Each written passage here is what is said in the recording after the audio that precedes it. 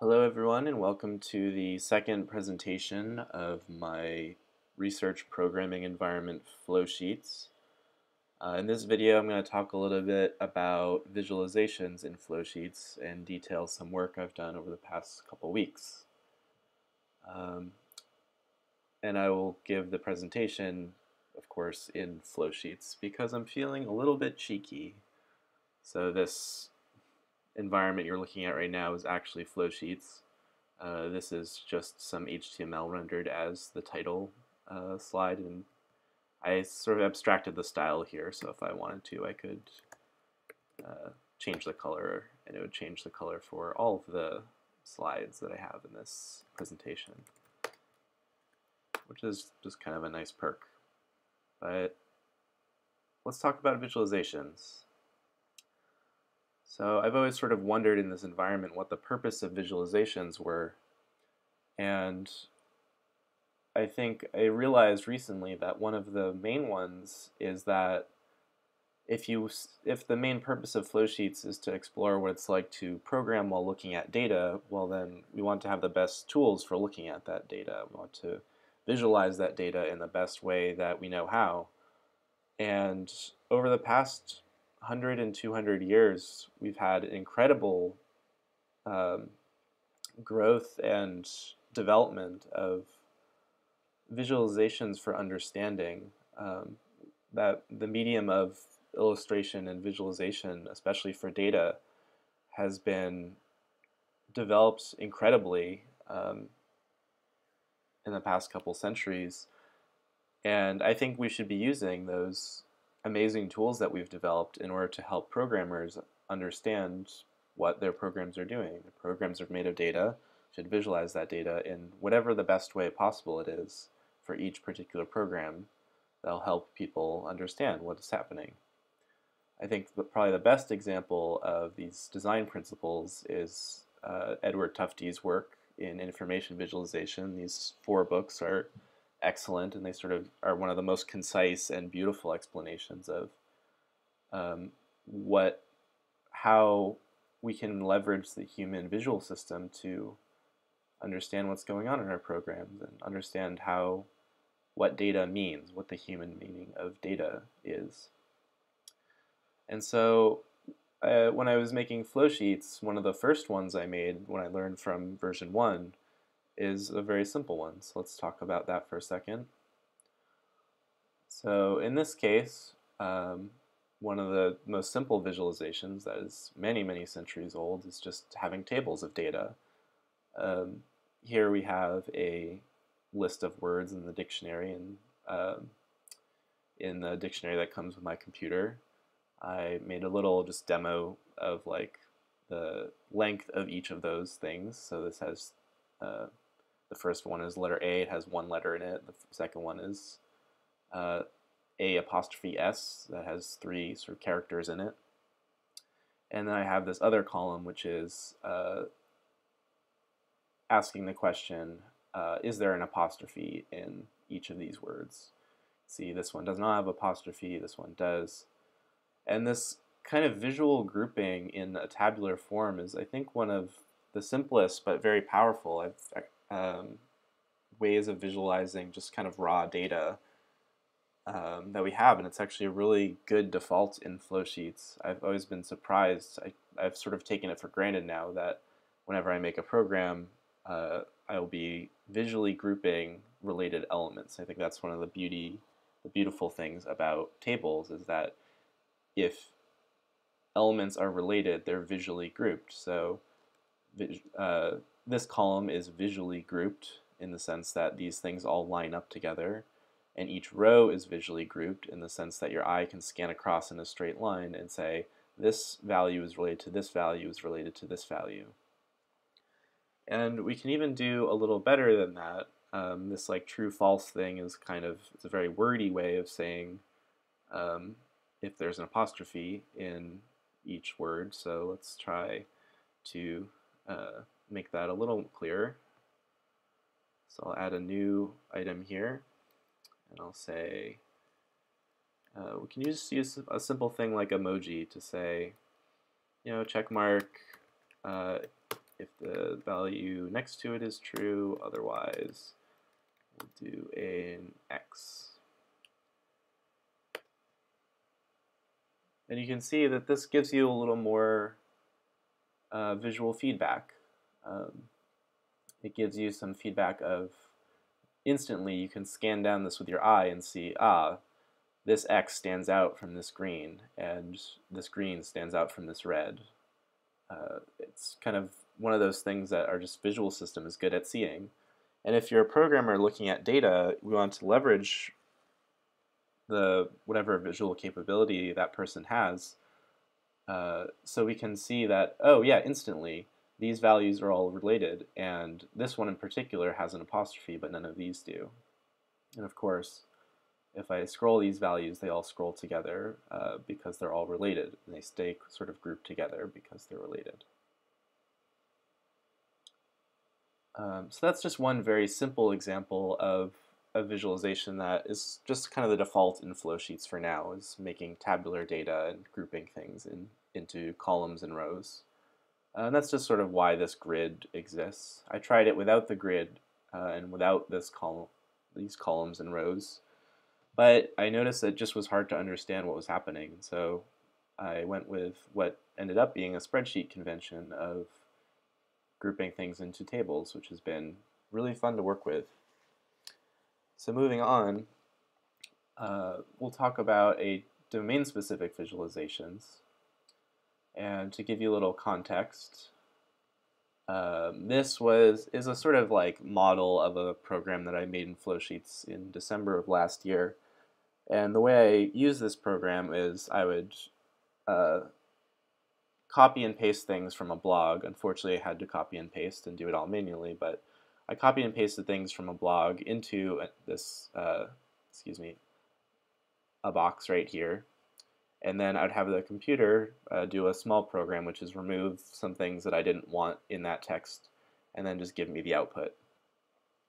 And this worked pretty well, but I noticed that because I was copying and pasting, unfortunately, that was not possible to automate doing this for all entries, which was fine. It just took a little longer, but I noticed that because I was doing this manual copying and pasting, I wanted some visual feedback to make sure that whatever value came out of this was correct and didn't have any of these like HTML tags in them. And so I just sort of had these basic checks, but now that I have a little more advanced prototype, I can actually do a much more advanced things. So in this particular case, I would like to see what my program did.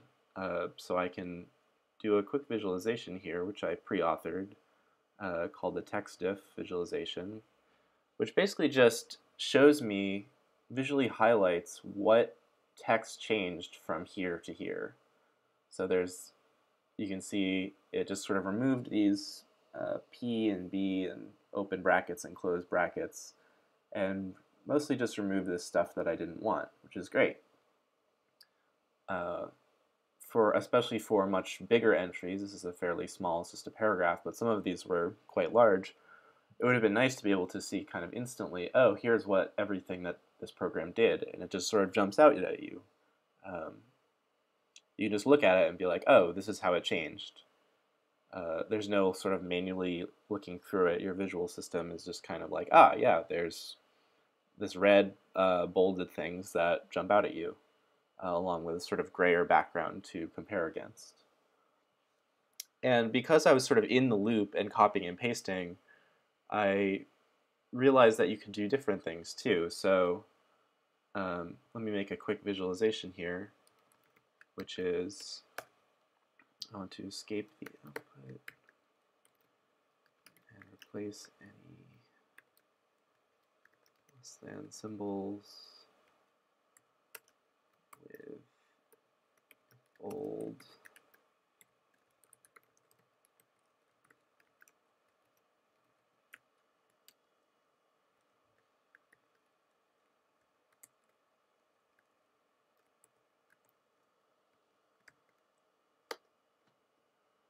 So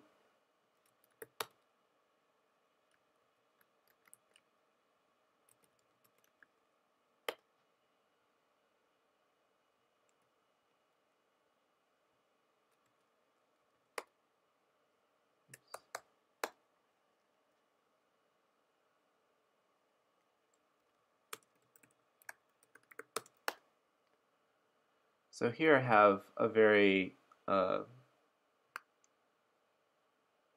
simple kind of output, which just gives me some HTML back. So I'll use the HTML visualization. And right now it's showing me nothing. But basically it's looking for, is there a less than symbol in the output text? And you can see here, yes, there's an output symbol. And this kind of visualization is just something I could make, in a minute or so.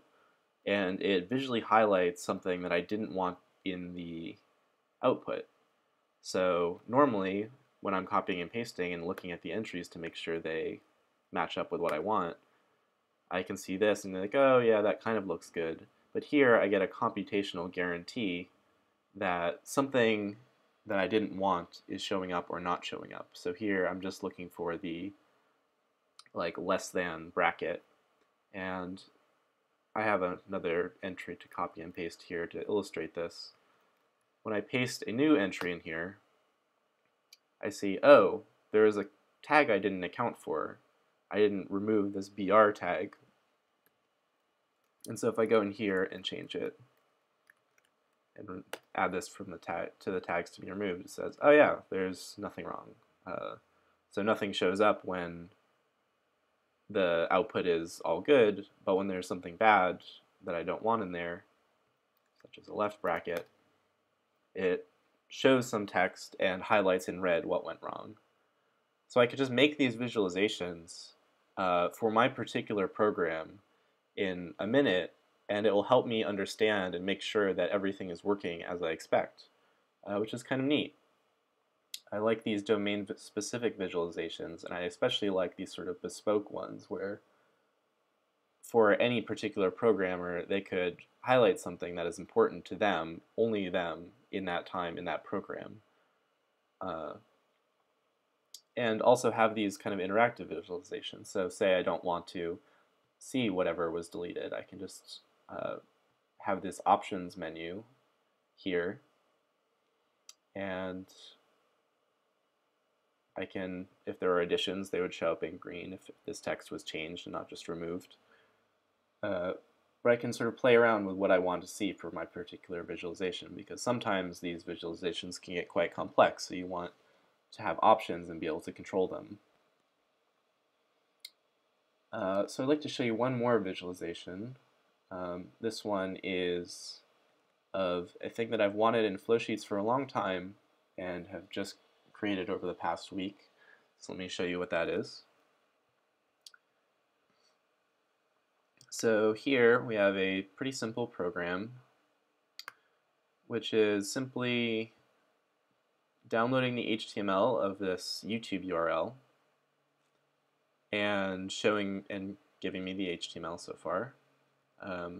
It's rendering a little weird just because of the CSS not being downloaded, but the page looks something like this.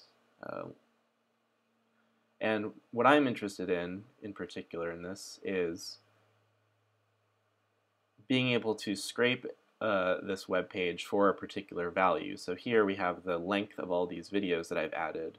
This is quite a lengthy kind of playlist, and nowhere on this page does YouTube tell me how long this playlist is. So I want to know that information, so I'll come back here, and I've chosen the HTML picker visualization, which is one that I've pre-authored, where you can just sort of move the mouse around and it will pick one. When you click, it will pick elements that it thinks are similar to the ones that you wanted. And here it actually got it, and we can see that down in the options pane, it gave me a CSS selector back of what CSS selector would be needed in order to select all of that particular value. So if we click this little arrow, it will put that value, into Flowsheets, into the rest of Flowsheets, and make that an accessible value. So here, so whenever I change this, let's choose something a little better. whenever I click around in here, that value will change, and the rest, anything that depends on that value, will change. So as an example, let's get all of the text in that.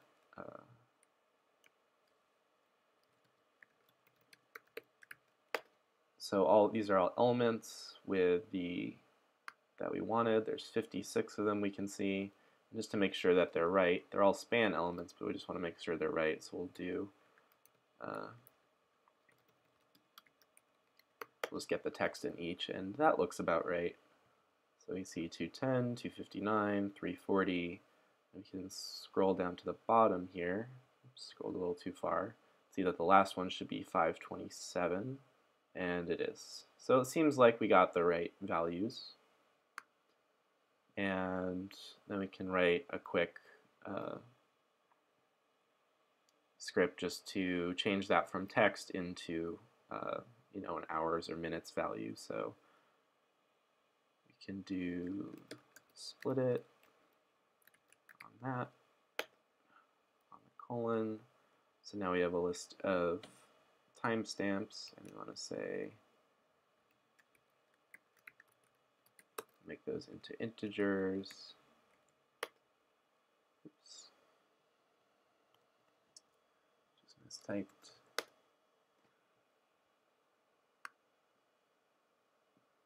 And then we can say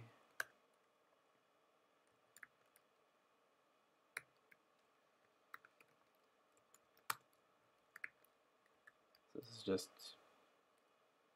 adding up the seconds. So 2 minutes is 120 seconds, so 2 minutes 10 seconds is 130 seconds. So we're just checking out to see that that's all right. We actually see this one isn't right. This was an hour, 10 minutes, and 22 seconds, and it only ended up being 70 seconds for some reason. So that seems like it was taking these wrong values, so we just have to add a little check in here.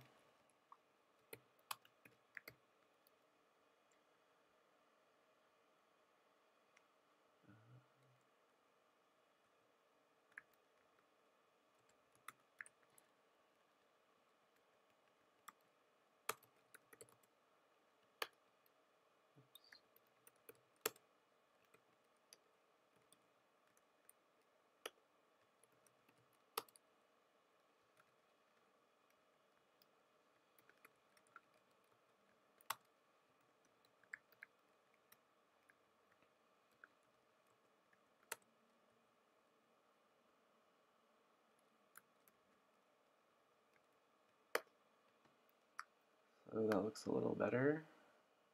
Just line these up. So that looks a little more correct now. And then we can make this a little bit smaller.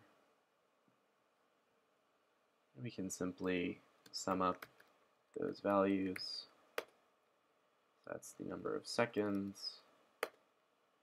And then seconds divided by 60 is 358 minutes, which divided by another 60 to get hours is about 6 hours.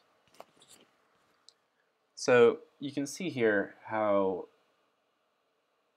I was able to have an interactive visualization that flowed with the rest of my program and gave me a particular domain-specific visualization to HTML that made it so I just had to I could use my mouse just to click something, making this selection much easier for me. And then that would flow into the rest of my program and show me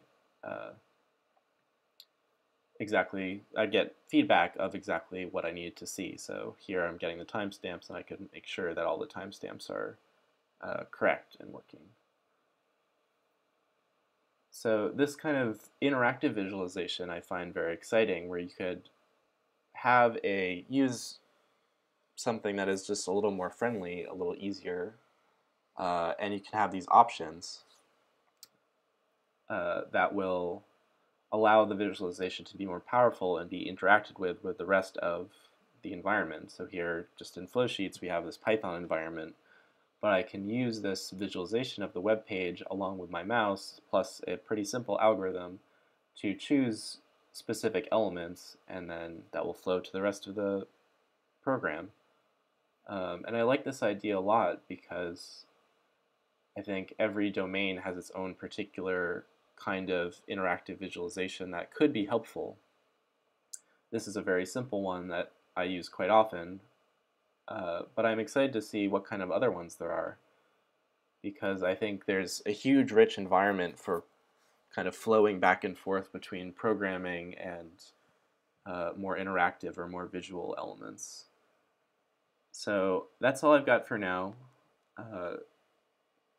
I would like to say that I'm really excited for where visualizations can go in Flowsheets, but not just in Flowsheets, but for, I think, programming in general, because I think when we start looking at data and programs, we get all this powerful facilities for understanding what that program is doing, and if we use visualizations, we have this immensely powerful tool that could further help us understand what programs do and make it more fun and more fluid to interact with them.